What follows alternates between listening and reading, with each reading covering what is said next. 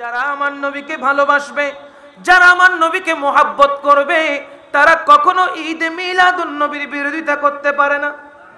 ঠিক কিনা বলেন? আপনারা যারা বলেন ঈদ মিলাদুন নবী এটা নতুন সৃষ্টি, বেদাত, তাহলে আমি আপনাদেরকে প্রশ্ন করতে চাই, বেয়াদবি মাফ করবেন, আপনাদের কষ্ট দেওয়ার জন্য বলছি না, আপনাদের কাছে আমি একটি প্রশ্ন রাখতে চাই, যদি ঈদ মিলাদুন নবী বেদাত হয়, তাহলে ঢাকার টঙ্গীর ইজতেমা, যেই ইজতেমার জন্য আপনারা বছরের পর বছর ওদের আগ্রহ নিয়ে অপেক্ষা করেন, যেই ইজতেমাটা আপনারা করেন ঢাকার টঙ্গীর মধ্যে যে বিশ্ব ইজতেমার নাম দিয়েছেন, তাহলে ওইটা কোন ধরনের দাঁত হয়ে গেল? আগামীকালকে অন্ধকার থাকবে, শুধু মিলাদুন নবীর কারণে যে জায়গাটা লাইট দিয়ে আলোকিত করা হয়েছে, তাহলে মুস্তাফা যে রহমতুল লিল আলামিন ডাইরেক্ট আল্লাহর ওই কুদরতি নূর জমিনে এসেছেন, আসার কারণে জমিনটা কি আর অন্ধকার থাকবে? বলেন না কেন? আরো জোরে, দো জাহানে কি যে গম, আহা প্রিয় নবীর গোলাম ছাড়া, নবীর গোলাম হতে পারলে লাভ আছে না ক্ষতি? বলেন না কেমন লাভ? ওই সরকারে পাককে মোহাব্বত করতে পারলে আমার আল্লাহ বলে আমি তোকে মোহাব্বত করব।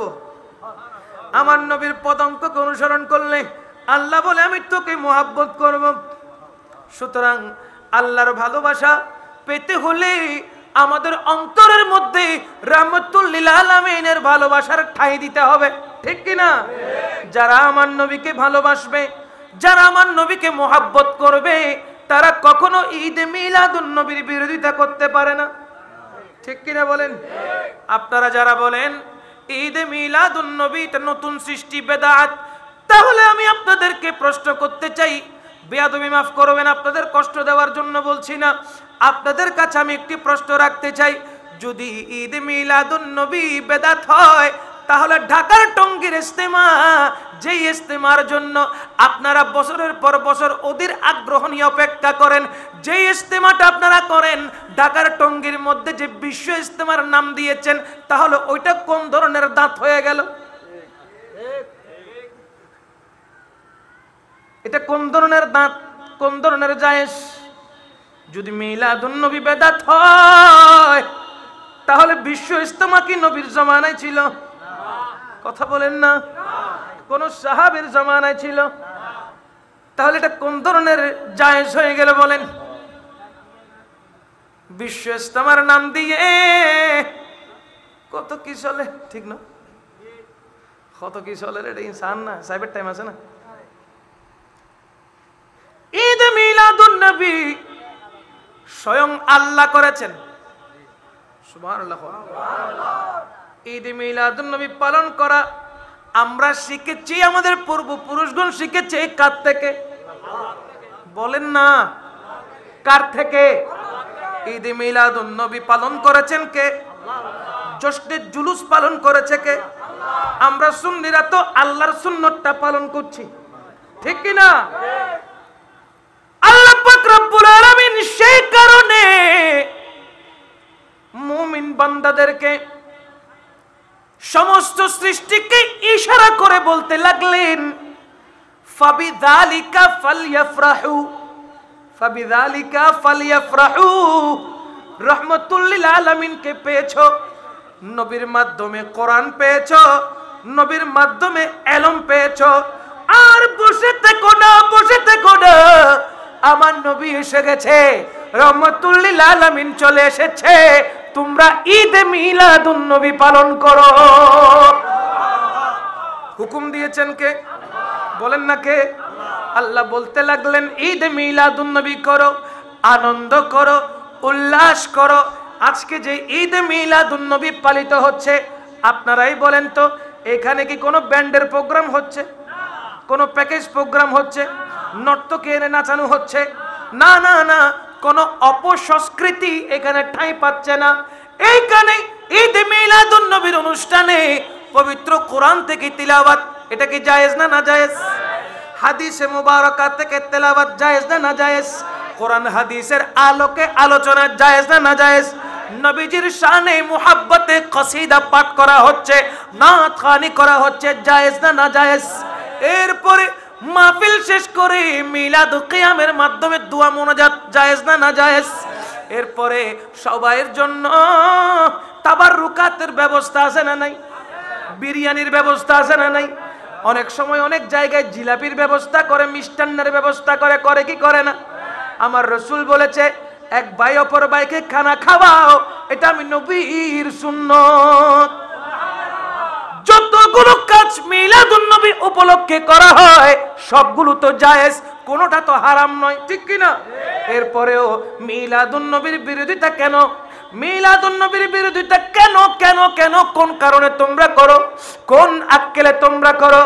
মিলাদুন নবীর বিরোধিতা করলে মনে রাখবা আমার রাসূল খুশি হয় না, আমার আল্লাহ খুশি হয় না। তবে হ্যাঁ, একজন খুশি হয়, তার নাম ইবলিস শয়তান, ঠিক কি না? মিলাদুন নবীর বিরোধিতা করলে খুশি হয় 1%, তার নাম হলো ইবলিস শয়তান। ইবলিস শয়তানকে যদি তোমরা খুশি করতে চাও তবে মিলাদুন নবী বন্ধ করো। আর যদি আল্লাহ পাক রব্বুল আলামিন এবং আমার নবীকে খুশি করতে চাও তবে প্রত্যেক বছর নয়, প্রত্যেক দিনে মিলাদুন নবী পালন করো। করার দরকার আছে না নাই? বলেন না, আছে কি না? আরে ধরার বুকে এলো দেখো রহমাতুল লিল আলামিন, জাহেলিয়ত দূর করলো রহমাতুল লিল আলামিন। নবীর চরিত্র খুলকে আজিম সাক্ষী রয়েছে আল কোরআন, সকল সৃষ্টির মূল যে তিনি রহমাতুল লিল আলামিন। ধরার বুকে এলো দেখো রহমাতুল লিল আলামিন। সালাতুনিয়া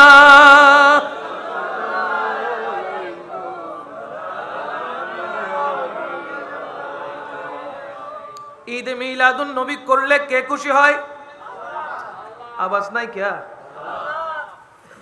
ঈদ মিলাদুন নবী পালন করলে কে খুশি হয়ে যায়? আমার আল্লাহ পাক খুশি হয়। নারাজ হয় কে? নারাজ হয় কে?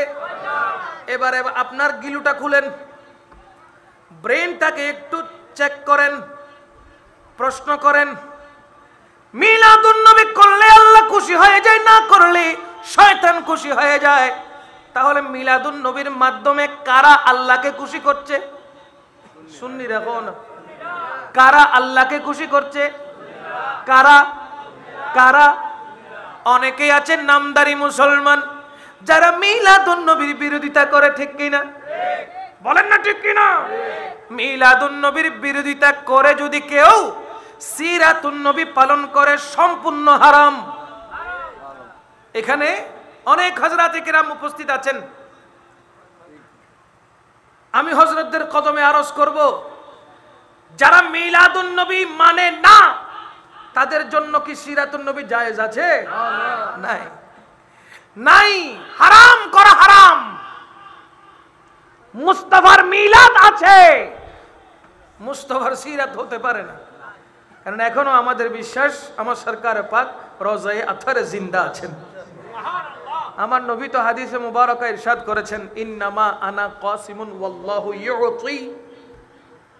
আলা হযরত বলতে লাগলেন, লা রাব্বিল আরশ জিসকো जो मिला उनसे मिला, बटती है कौनैन में नेमत रसूलुल्लाह की। सुभान अल्लाह। बटती है कौनैन में नेमत रसूलुल्लाह की। सुभान अल्लाह বলবেন না? নবীজি যদি পর্দা করতেন তাহলে রিজিক বন্ধ হয়ে যেত না? নামাতে কা আমার নবীজি যদি তাদের ভাষায় জিন্দা না থাকতেন তাহলে রিজিক বন্ধ হতো না? কেন বন্ধ হতো? বলে মুস্তাফা বলছেন, ইন্নামা আনা কাসিমুন, নিশ্চয় আমি হলাম বন্টনকারী। তো বন্টন করব কোত্থেকে? আল্লাহু ইউতি, আল্লাহ আমাকে দেয় আর আমি সেটা বন্টন করে দেই। তো বন্টন করে দেওয়ার জন্য বাঁচতে হবে না? নামাতে কা জীবিত থাকতে হবে না? হবে। তো বুঝতে হবে, কথাগুলো বুঝতে হবে। আলা হযরত বলতে লাগলেন, লা ওয়া রাব্বিল আরশে জিসকো जो मिला उनसे मिला।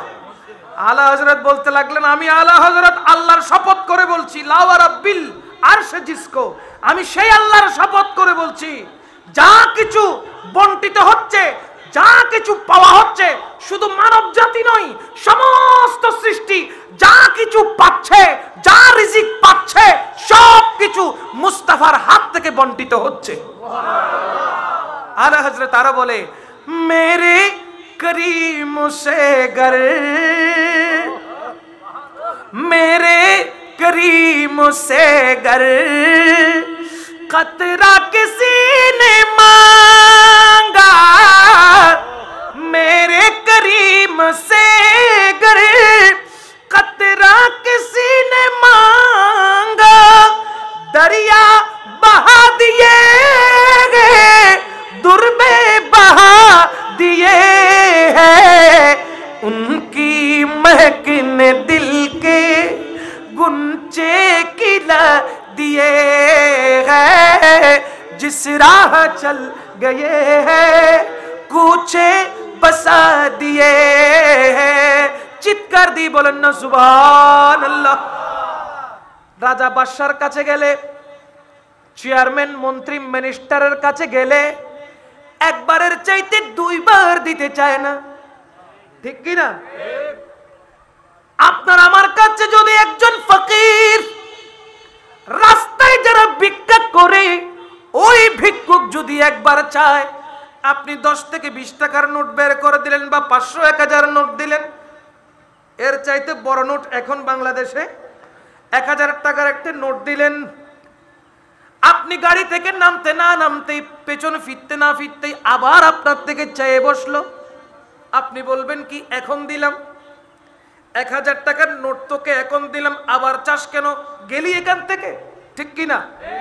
আপনি রাগ করে ফেলবেন। মন্ত্রী মিনিস্টার একই কাজ করবে, সবাই একই কাজ করবে। আমার আলা হযরত বলতে লাগলেন, আমার নবীর দরবারে চাও, আমার নবীর দরবারে যাও, চাও চাও চাও চাও। কতটুকু চেয়েছো? সামান্য চেয়েছো।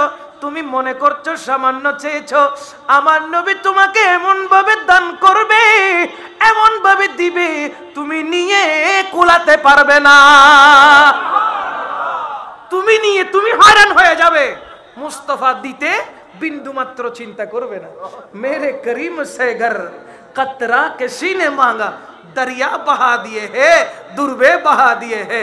আপনি যদি মুস্তাফার দরবারে যান, এমন ভাবে আমার সরকারে পাক আপনাকে দিতে থাকবে, আপনি খালি নিতে থাকবেন, নিতে নিতে আপনি হয়রান হয়ে যাবেন।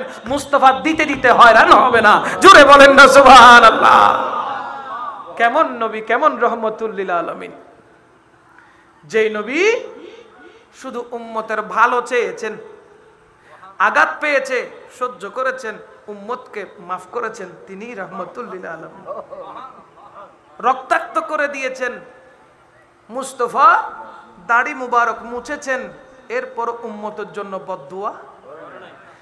তায়েফের জমিনে আঘাতের উপর আঘাত, আঘাতের উপর আঘাত, কতক্ষণ তীর মারছে, কতক্ষণ পাথর মারছে, মারতে মারতে শরীর মুবারক থেকে রক্ত ঝরতে ঝরতে হুজুর ক্লান্ত হয়ে গেছেন। জিন জাতি এসেছে বদদুয়া করার জন্য, ফেরেশতা এসেছে একটু ইশারার জন্য। মুস্তাফা একটু ইশারা করেন, 2 পাহাড়কে একদম লাগিয়ে দিব।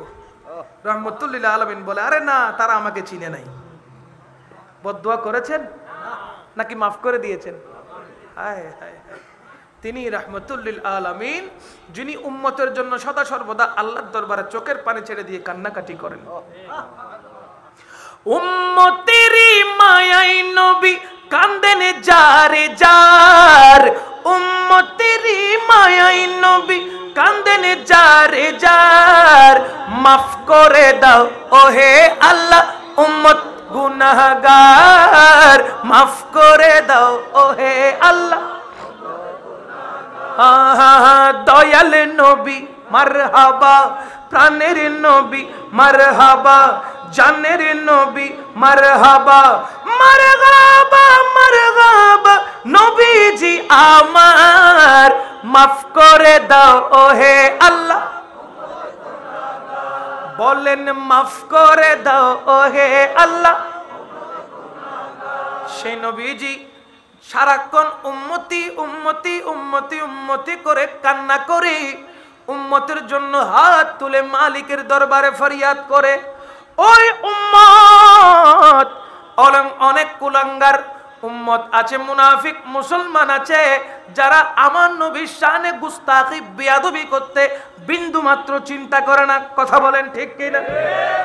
এমন ভাবে কথা বলে, এমন ভাবে কটূক্তি করে, এমন ভাবে আঘাত করে, সাধারণ মুমিন মুসলমান শুনলেই কান থেকে অন্তর পর্যন্ত ধাউ ধাউ করে জ্বলে ওঠে। ঠিক কিনা বলেন? বর্তমান জামানা যদি হযরতে উমর ফারুকে আজমের আন্ডারে থাকতো, আমার নবী জিজ্ঞেস করে, ও ফারুকে আজম, তোমার সবচেয়ে বেশি কি ভালো লাগে, তুমি বেশি কি ভালোবাসো? ফারুকে আজম বলতে লাগলো, দুটি কাজ করতে আমার বেশি ভালো লাগে। কয়টি কাজ? বলেন না, বলেন না, কয়টি?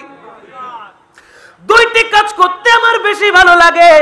একটি কাজ হলো আমার ফকির জিন্দেগি বেশি ভালো লাগে, আমার ফকির জিন্দেগি বেশি ভালো লাগে।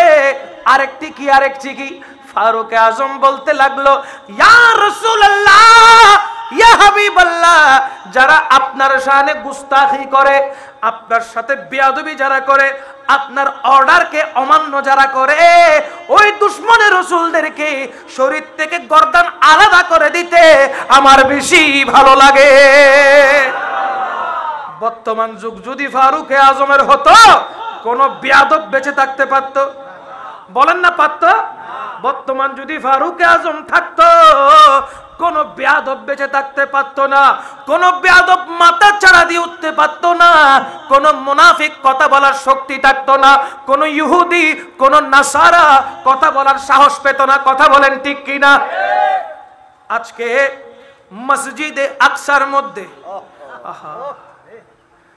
ফিলিস্তিনি ওই মুসলমান ভাইরা জেরুজালেম শহরের মধ্যে যে মসজিদে আকসাটা রয়েছে, ওই মসজিদে আকসাকে নিয়ে ইহুদিরা অনেক কষ্ট, অনেক নির্যাতন আমার ভাইদেরকে দিচ্ছে। ঠিক না? কত কষ্ট, কত আঘাত। মসজিদে আকসাকে ঘিরে শত শত হাজার হাজার মা বোনদের রক্ত বিসর্জন হয়ে যাচ্ছে, শহীদ হয়ে যাচ্ছে। ঠিক কিনা? আজ আমরা মুসলমান এখানে বসে দয়াল নবীজির গুণগান করছি, তারা জানকে হাতে নিয়ে মসজিদের দিকে ছুটে চলেছে। ওই মসজিদে আকসার মধ্যে এত আঘাত কেন? ওই মসজিদে আকসাকে ঘিরে কেন এত নির্যাতন, কেন এত নিপীড়ন? কারণটা কি? আমাদের ইসলামের ইতিহাসের মধ্যে মসজিদে আকসাকে ঘিরে অনেক ইতিহাস আছে না নাই? রাসূল আরবি সাল্লাল্লাহু তাআলা আলাইহি ওয়াসাল্লাম যেই মসজিদে আকসাতে 1,24,000 পয়গম্বরের ইমামতি করেছেন। কোরআন সাক্ষী দিচ্ছে, বিসমিল্লাহির রহমানির রহিম, সুবহানাল্লাযী আসরা বিআবদিহি লাইলাম মিনাল মাসজিদিল হারামি ইলাল মাসজিদিল আকসা। সুবহানাল্লাহ বলেন। মসজিদে আকসার কথা কোরআনে আছে না নাই? রাসূল আরবি সাল্লাল্লাহু আলাইহি ওয়াসাল্লাম মসজিদে আকসা থেকে মেরাজ শুরু করেছেন। মসজিদে আকসার মধ্যে আম্বিয়ায়ে কিরামের আনাগোনা ছিল, হুজুর পাকের ইস্তেকবাল ছিল। মসজিদে আকসার মধ্যে আম্বিয়ায়ে কিরাম চতুর্দিক থেকে মুস্তাফাকে স্বাগতম জানিয়েছে, শুভেচ্ছা জানিয়েছে। নামাজ আদায় করার মাধ্যমে রহমাতুল লিল আলামিন মসজিদে আকসা থেকে মেরাজে গিয়েছেন। সেই মসজিদে আকসা যেটি আমাদের মুসলমানদের প্রথম কিবলা ছিল, মুসলমানদের প্রথম কিবলা ছিল। মুসলমানরা সেদিকে ফিরে আগে নামাজ আদায় করত। মুস্তাফার দিলের মধ্যে ছিল মসজিদে আকসা নয়, বাইতুল মুকাদ্দাস নয়, বাইতুল্লাহর দিকে ফিরে আল্লাহর নামাজ আদায় করতে চাই। মুস্তাফার অন্তরে ছিল বাইতুল্লাহর দিকে ফিরে নামাজ পড়ব, অথচ নামাজ আদায় করা হচ্ছিল বাইতুল মুকাদ্দাসের দিকে ফিরে। আমার আল্লাহ পাক রব্বুল আলামিন মুস্তাফার দিলের কথাকে বাস্তবায়ন করার জন্য মসজিদে আকসা থেকে জিবরাইল আমিনকে পাঠিয়ে বাইতুল্লাহর দিকে আমার মুস্তাফাকে ফিরিয়ে দিয়েছেন, আমার রহমতুল লিল আলামিনকে ফিরিয়ে দিয়েছেন। আমার নবী রহমতুল লিল আলামিন উম্মতদেরকে নিয়ে বাইতুল মুকাদ্দাস মসজিদে আকসার দিকে ফিরে কি পড়তো? নামাজ পড়তো। অনেক আম্বিয়া কিরাম ওনার উম্মতদেরকে নিয়ে ফিলিস্তিনের জমিনের মধ্যে আম্বিয়া কিরাম অবস্থান করতেন। বলেন না সুবহানাল্লাহ। এত স্মৃতি বিজড়িত এই মসজিদে আকসাকে নিয়ে বর্তমান ইহুদিরা বিভিন্ন রকম কলা কৌশল করছে, ঠিক কিনা বলেন? আচ্ছা, তাদের কৌশল সম্পর্কে কি আল্লাহ জানে না? আল্লাহ তো নিজেই বলছেন ওয়ামা কারা ওয়ামা কারুল্লাহ ওয়াল্লাহু খায়রুল মাকিরিন। আল্লাহর চাইতে বড় কৌশল অবলম্বনকারী আছে কি? কেউ আছে? নাই। তারা প্রচেষ্টা করছে অপশক্তি দিয়ে। এই যে সোশ্যাল মিডিয়া আমরা যা কিছু ব্যবহার করি, গুগল যা ব্যবহার করি, সবগুলো ইহুদিরা তৈরি করেছে, সবগুলো বিধর্মীরা তৈরি করেছে। দেখবেন আপনি ইউটিউবে সার্চ করবেন মসজিদুল আকসা অথবা মসজিদ আল আকসা, যখন দিবেন সাথে সাথে আপনার প্রোফাইলে গোল্ডেন কালারের একটি গম্বুজ বিশিষ্ট মসজিদে আকসা শো করবে, অথচ এটা কিন্তু মসজিদে আকসা নয়। গুগলের মাধ্যমেও তারা অপপ্রচার চালাচ্ছে, মিথ্যাচার করছে। সরল মনা মুসলমানদেরকে মূল মসজিদ থেকে ডাইভার্ট করে তাদের বানানো মসজিদের দিকে ফিরিয়ে দিচ্ছে। দেখেন কত কৌশল করছে। অথচ মসজিদে আকসা হচ্ছে একদম কালো কালারের একটি সাধারণ গম্বুজ, কালো কালারের, কালো রঙের একটি গম্বুজ। সেটাও আপনি গুগলে সার্চ করলে পাবেন, কিন্তু তারা হাইলাইট করেছে কোনটা? যেটা গোল্ডেন কালারের, ওইটাই তারা হাইলাইট করেছে। এত চতুর্দিক থেকে মুসলমানদেরকে তারা নির্যাতন করছে, নিপীড়ন করছে, নির্যাতন করছে, হত্যা করছে। গুলির আঘাতে, বোমার আঘাতে মুসলমানদের শরীরকে ঝাঁঝরা করে দিচ্ছে, ছিন্ন বিচ্ছিন্ন করে দিচ্ছে। আমরা আজকের মাহফিল থেকে তাদের জন্য, মুসলিম পরিবারের জন্য দোয়া চাবো। আজকের মাহফিল থেকে সমস্ত মুসলিম মিল্লাতের জন্য ফরিয়াদ করব, প্রার্থনা করব, আল্লাহ পাক যেন মুসলমানদের ঐতিহ্যকে আবার ফিরিয়ে দেয়। জোরে বলেন না আমিন।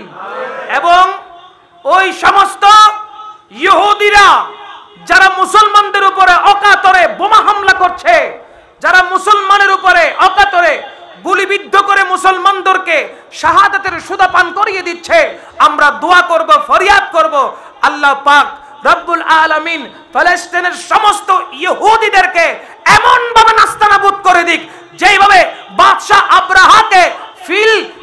আব্রাহাকে তার হাতি সহ সবাইকে আবাবিল পাখির মাধ্যমে ধূলিসাৎ করে দিয়েছিল। আমরা ফরিয়াদ করব সমস্ত ইহুদি বাহিনীকে আল্লাহ পাক যেন ওই রকম আবাবিল পাখির মাধ্যমে তাদেরকে যেন পৃথিবী থেকে নাস্তানাবুদ করে দেয়। বলুন আমিন। আজকে মুসলমানরা নির্যাতিত, ঠিক কিনা বলেন? নিপীড়িত, অত্যাচারের শিকার হচ্ছে। কারণ একটাই, আমরা মুসলমানের ভিতরে মুসলমান ঠিক নাই, আমরা ঠিক নাই। আজকে যদি আমরা ঠিক থাকতাম, ঐতিহ্য সবগুলো মুসলমানদের, ঠিক কিনা বলেন? ঐতিহ্য সবকিছু মুসলমানের। এই মসজিদে আকসা তৃতীয় নাম্বার মসজিদ। আহা, যেই মসজিদের মধ্যে আম্বিয়া কিরামদের সমাগম হতো, যেই মসজিদের মধ্যে আম্বিয়া কিরামগণের উপস্থিত থাকতো, এত বরকতমণ্ডিত ওই মসজিদ, সেটাকে টার্গেট করে মুসলমানদের অন্তরকে আঘাত করার চেষ্টা করছে, মুসলমানদেরকে হত্যা করে দুনিয়া থেকে পাঠিয়ে দিচ্ছে পরকালে। কথা বলেন ঠিক কিনা? আমরা ফরিয়াদ করব, মালিক তুমি ফিলিস্তিনের জমিনের সকল মুমিন মুসলমানকে হেফাজত করো। যারা তাদের উপরে অমানবিক অত্যাচার করছে, আল্লাহ তুমি তাদের বিচার দুনিয়াতে এবং হাসরের ময়দানে করো। আল্লাহ তুমি তাদেরকে দুনিয়া থেকে ধূলিসাৎ করে দাও। আল্লাহ বাদশাহ আব্রাহাকে যেভাবে আবাবিল পাখির মাধ্যমে ধূলিসাৎ করে দিয়েছো, আল্লাহ তাদেরকেও তুমি ধূলিসাৎ করে দাও। আমিন বলেন। রাসূল পাক সাল্লাল্লাহু আলাইহি ওয়াসাল্লাম যাদের অন্তরে মোহাব্বত থাকে, নবী প্রেম যাদের অন্তরে থাকে, তারা বোমাকে বুলেটকে কখনো ভয় কখনো করে না। সাহস নিয়ে বীর পুরুষের মতো, বীর পুরুষদের মতো বুকে সাহস নিয়ে কোন অস্ত্র ছাড়া কোরআনকে বুকে নিয়ে হেঁটে চলেছে ফিলিস্তিন বাহিনী। সুবহানাল্লাহ বলেন না।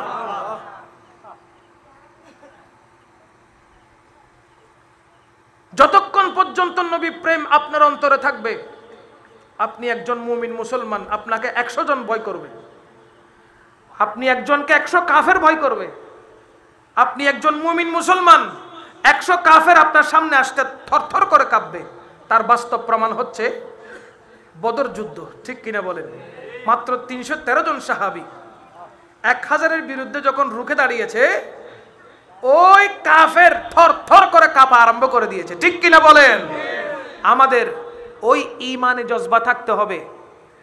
একটু চিন্তা করে দেখেন, সাহাবায়ে কেরামের কাছে না কোনো তলোয়ার ছিল, না কোনো বর্শা ছিল, না কোনো তীর ছিল, না কোনো ঘোড়া ছিল, না কোনো উট ছিল। রাসূল পাক সাল্লাল্লাহু আলাইহি ওয়াসাল্লাম যখন বলেছেন বদর যুদ্ধে যেতে হবে, সাহাবায়ে কেরাম প্রস্তুত হয়ে গেছেন।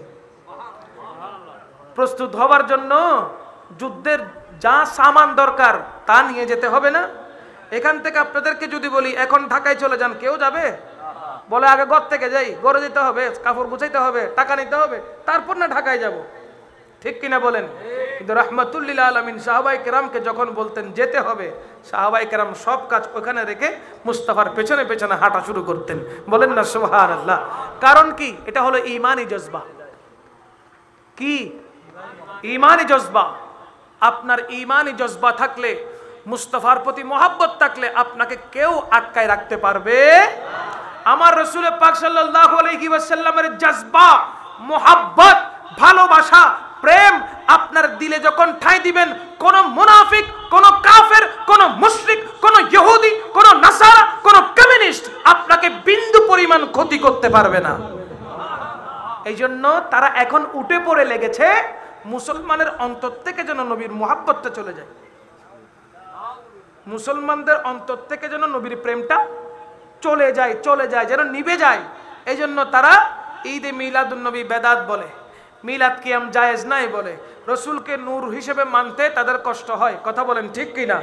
এগুলো হলো সব ইহুদিদের এজেন্ট। মনে থাকবে, এগুলো সব কি ইহুদিদের এজেন্ট। বিভিন্ন কলা কৌশল আপনাদেরকে কলা কৌশল দিয়ে বুঝাবে, বুঝানোর চেষ্টা করবে। খালি একটা জিনিসই বুঝাবে, আল্লাহর ব্যাপারে তাদের কোনো আপত্তি নেই, কিন্তু নবীর ব্যাপারে হাজার আপত্তি। আল্লাহর ব্যাপারে তাদের কোনো আপত্তি নাই, কিন্তু আমার নবীর ব্যাপারে শত আপত্তি। কতক্ষণ নবীকে নেতা বানাবে, কতক্ষণ নবীকে বড় ভাইয়ের মতো করে বানাবে, কতক্ষণ রাসূল পাক সাল্লাল্লাহু আলাইহি ওয়াসাল্লামকে দোষে গুণে মানুষ বানাবে, কতক্ষণ রাসূল পাক সাল্লাল্লাহু আলাইহি ওয়াসাল্লামকে মাটির মানুষ বলবে। মানে যা মুখ দিয়ে বের হয় তারা তাই বলতে চেষ্টা করবে। কথা বলেন ঠিক কিনা? উদাহরণ দিবে ছোট ছোট, অথচ আমার রাসূল পাক সাল্লাল্লাহু আলাইহি ওয়াসাল্লামের শান ও আজমতের উপরে একটি শব্দ কোরআনে এসেছে রাইনা, আমার আল্লাহ পাক বলতে লাগলেন ওই শব্দটা পরিবর্তন করে উনজুর না রাখো। শব্দ পর্যন্ত পরিবর্তন করে দিয়েছেন আল্লাহ। আর সেই ক্ষেত্রে আমরা নবীকে নেতা বলছি, নেতার ভিতরে দোষও থাকে, গুণও থাকে। যেই শব্দের ভিতরে দোষ থাকবে, গুণ থাকবে, ওই শব্দ কেন আমার নবীর সাথে আমি লাগাবো? যেই শব্দের ভিতরে গুণ থাকবে, দোষও থাকবে, ওই শব্দ কেন নবীর সামনে আমি লাগাবো? কোনো যুক্তি আছে? কেননা আল্লাহ নিজে নিষেধ করেছেন যে শব্দের মধ্যে সমস্যা আছে, ওই শব্দ আমার নবীর ব্যাপারে ব্যবহার করো না। সুতরাং আমরা যারা সুন্নিরা আছি, আমরা নবীকে কখনো নেতা বলতে পারি? আমরা নবীকে বড় ভাই বলতে পারি, আমরা নবীকে দোষে গুণে মানুষ বলতে পারি না, আমরা নবীকে মাটির মানুষ বলতে পারি না। আমরা বলবো রাহমাতুল লিল আলামিন, আমরা বলবো ইয়া রাসূলুল্লাহ, আমরা বলবো ইয়া হাবিবাল্লাহ। আল্লাহ যেভাবে কোরআনে বলেছেন ইয়াসিন তাহা ইয়া আইয়ুহাল মুজাম্মিল ইয়া আইয়ুহাল মুদ্দাথির ওয়াদ-দুহা ওয়াল-লাইলি ইযা সাজা, চিৎকার দিয়ে বলেন না সুবহানাল্লাহ। সেই নবীর শান আজমত বাড়িয়েছেন কে? ওয়ারাফা'না লাকা যিকরাক। আমার আল্লাহ পাক যার শান ও আজমত বাড়িয়েছেন, পৃথিবী একত্রিত হয়ে গেলেও আমার নবীর শান ও আজমতের উপরে চুল পরিমাণ, বিন্দু পরিমাণ, অনুকণা পরিমাণ কি আঘাত আনতে পারবে? কারণ তার শান বাড়িয়েছেন স্বয়ং স্বয়ং, শুধু বাড়তে থাকবে, ঠিক কিনা? যারা আমার নবীর শান ও আজমত বয়ান করবে, আমার আল্লাহ তাদের পজিশনটাও বাড়িয়ে দিবে। मेरी बात बन गई है आका तेरे बात करते करते,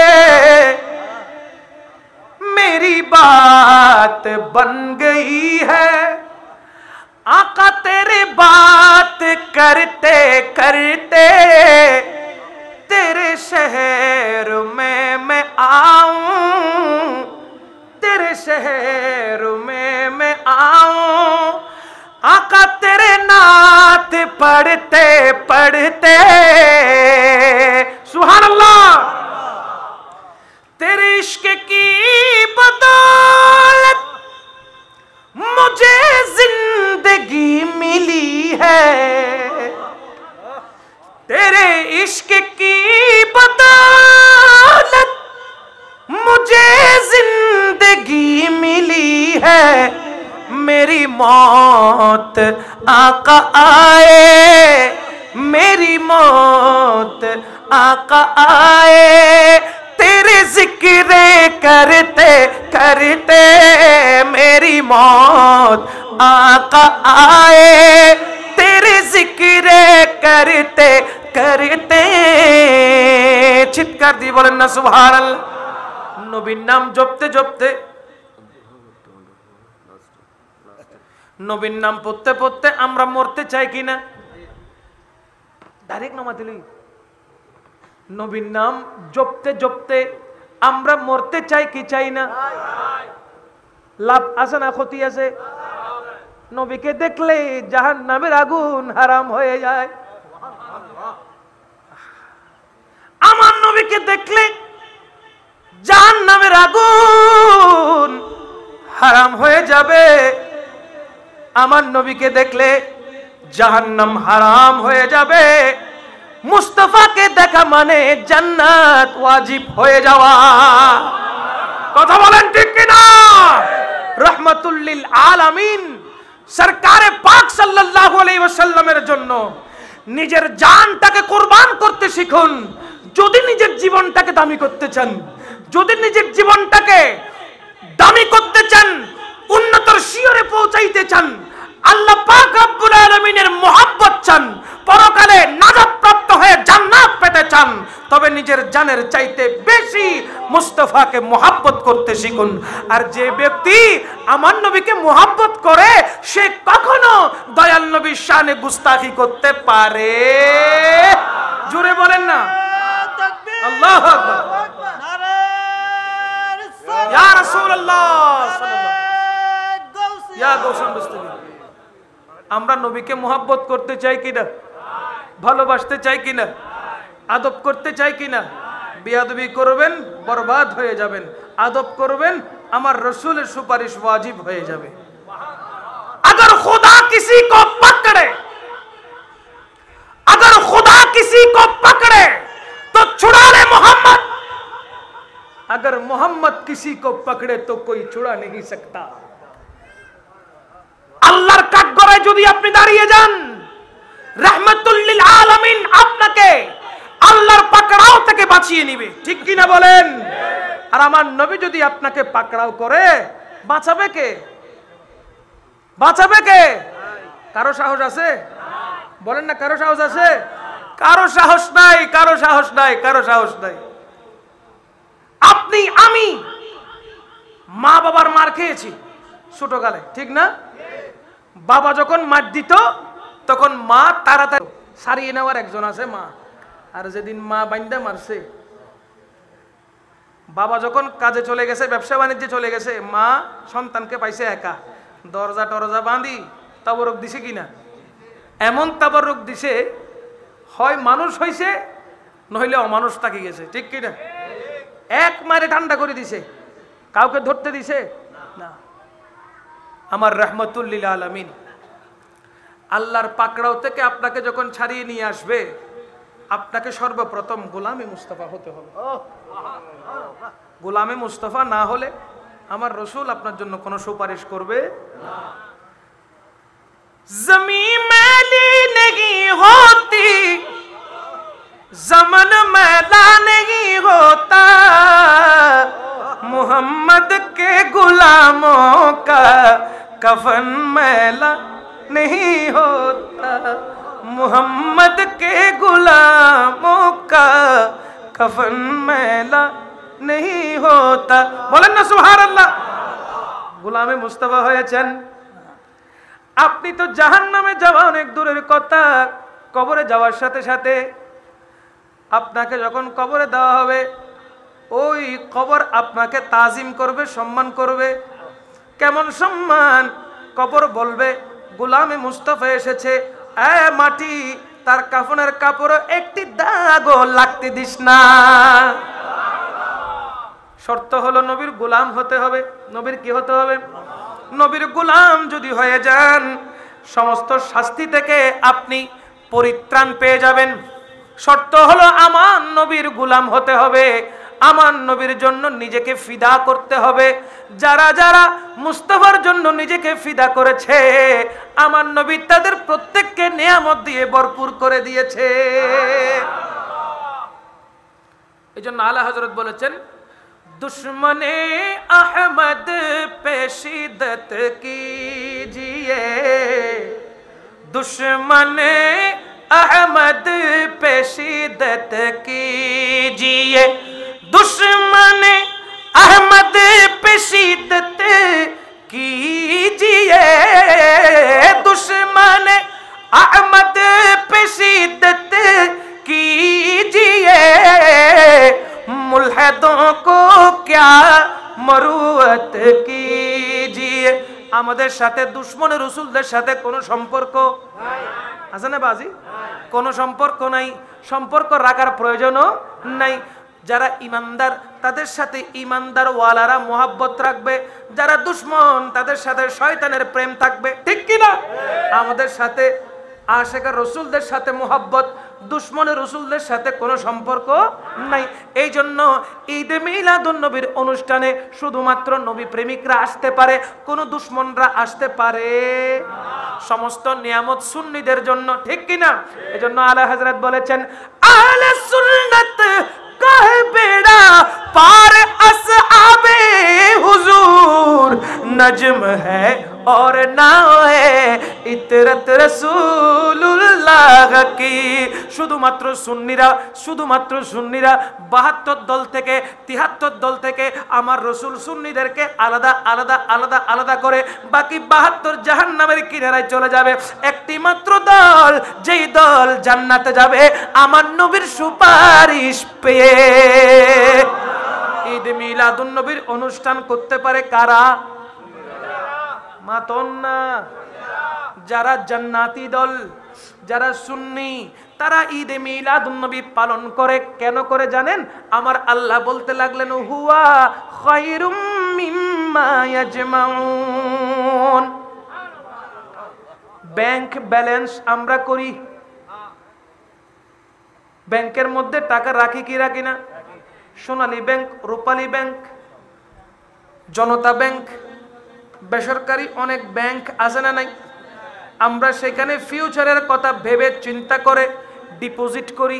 কেউ ফিক্সড ডিপোজিট, কেউ কারেন্ট অ্যাকাউন্ট করি কি করি না? বিভিন্ন রকমের অ্যাকাউন্ট করি। কারণ কি? বলে যখন বৃদ্ধ হয়ে যাব, যখন ছেলেরা বাবার দিকে মায়ের দিকে তাকাবে না, তাদেরকে অবজ্ঞা অবহেলা করবে, তখন আমাদের ব্যাংক ব্যালেন্স আমাদের আখেরি সম্বল হবে, ঠিক না? অথচ মনে রাখবেন নেককার সন্তানেরা হচ্ছে মা বাবার পরকালের জন্য খুঁটি, ইহকালে বার্ধক্য অবস্থায় লাঠি। ঠিক কিনা হন? পরকালে খুঁটি, ইহকালে বার্ধক্য অবস্থায় লাঠি। কেন? সন্তান যখন সুসন্তান হয় আল্লাহর কথাগুলোকে তার মাইন্ডে বারবার ঘুরতে থাকে, ঠিক না? কেন?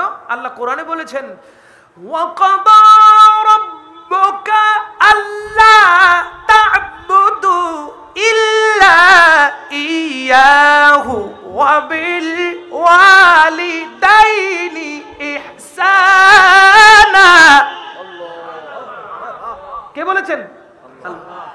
যে সমস্ত সুসন্তান তারা কখনো মা বাবাকে কষ্ট দেয় না, তারা সব সময় মা বাবার কদমকে মাথায় তুলে রাখে।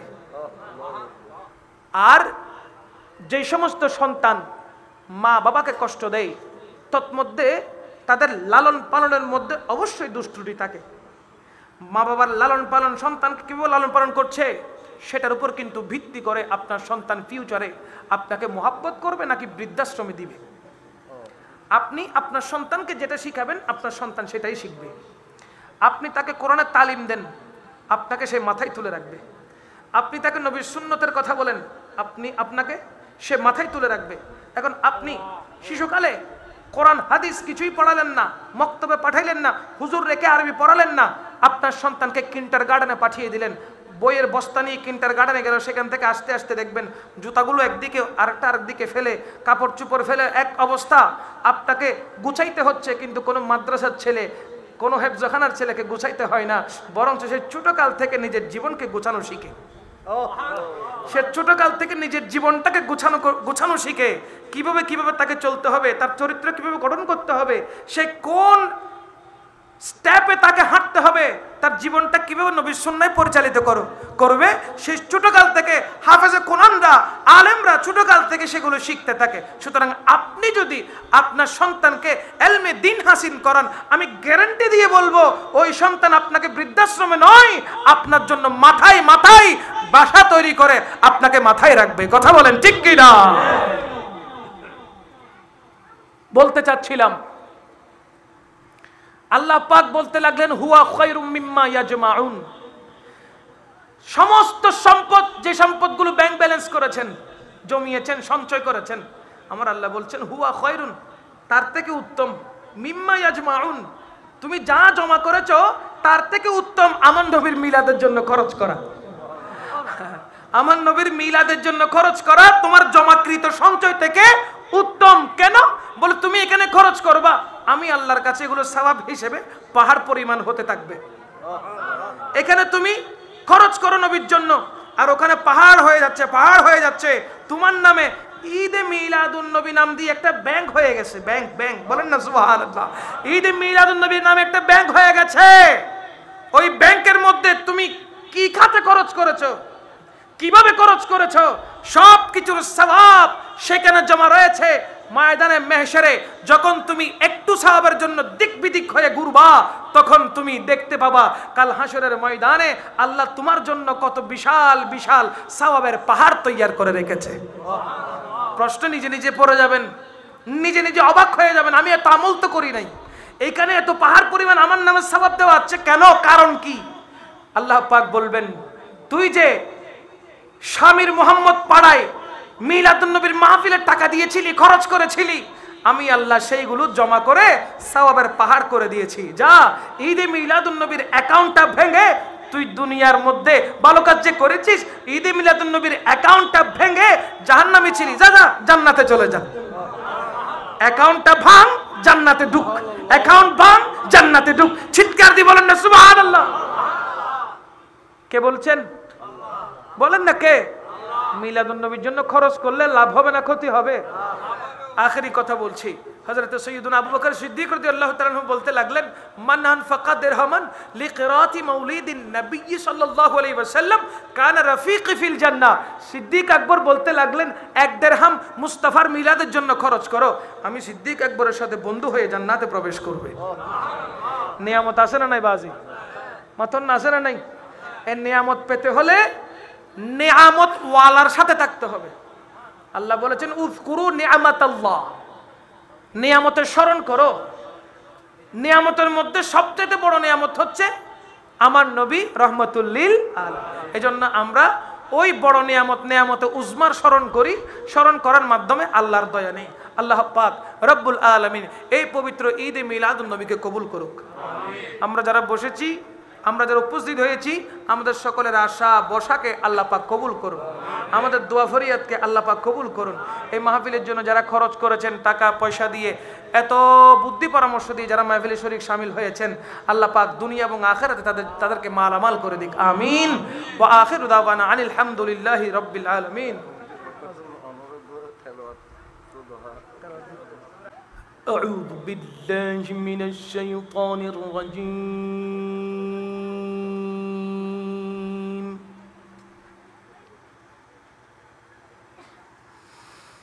بسم الله الرحمن الرحيم. والضحى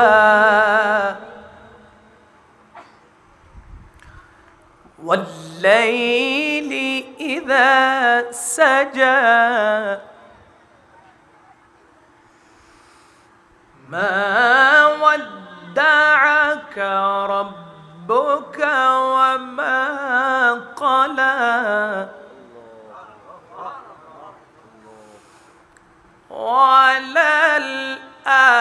وللآخرة خير لك من الأولى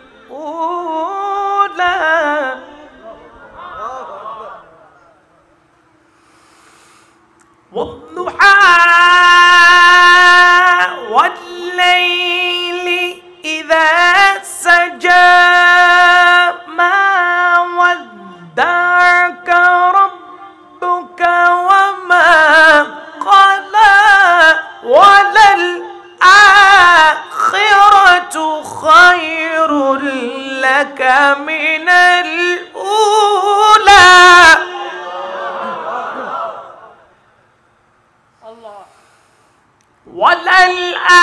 وللآخرة خير لك من الأولى ولسوف يعطيك ربك فترضى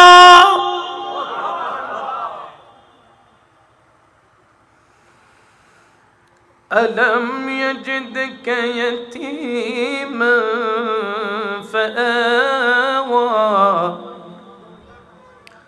ووجدك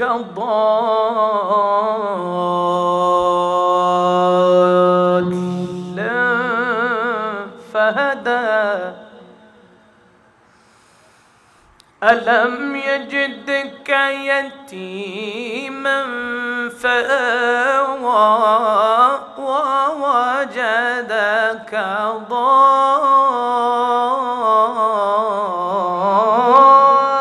ضالا فهدى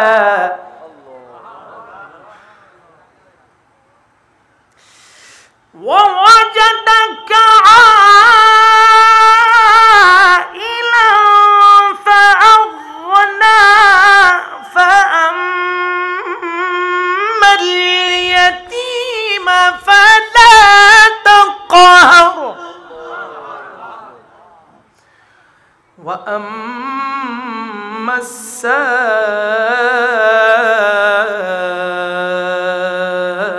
السائل فلا تنهر وأما بنعمة ربك فحدث صدق الله العظيم وصدق رسوله النبي الحبيب الكريم. السلام عليكم ورحمة الله وبركاته.